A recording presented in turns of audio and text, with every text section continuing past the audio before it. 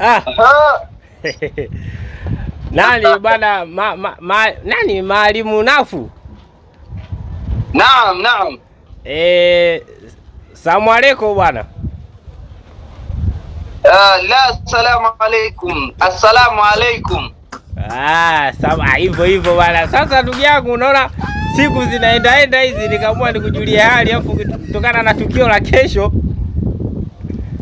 Yaumul Eid. Sasa hapo ungeongea Kiswahili ndugu yangu, ili wengine tupate kuelewana. Ongea Kiswahili kwa niaba ya wote.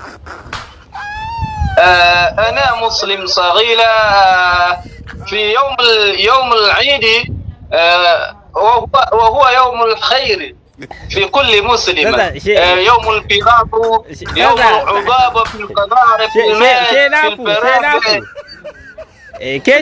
Kesho sikukuu yenu bwana, mwaliko wakina sisi huku sio sikukuu yetu, hii sikukuu yenu mtualike. Naam, في البلاد لا يجوز هذا وهو كافر.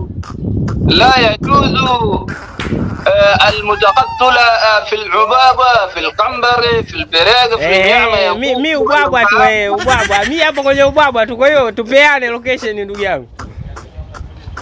نعم في أنت في لوكيشن وهو أنت قليلة في الحق في القلب.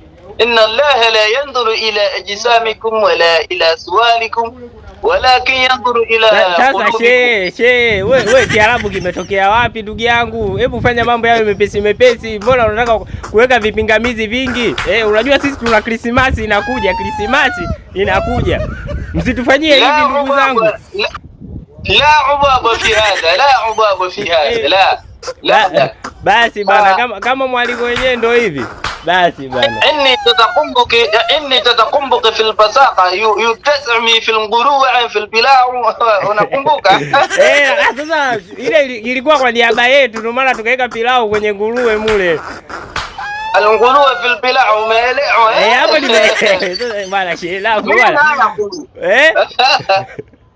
نعم في العبابة لا والقليل محديد الله في الحديد. Basi bwana, kama mwaliko wenyewe ndio huu mwaliko wa Masimango, basi bwana, nimekuelewa ndugu yangu. Naam, bye. Kwaheri bwana. Mashehe hawa.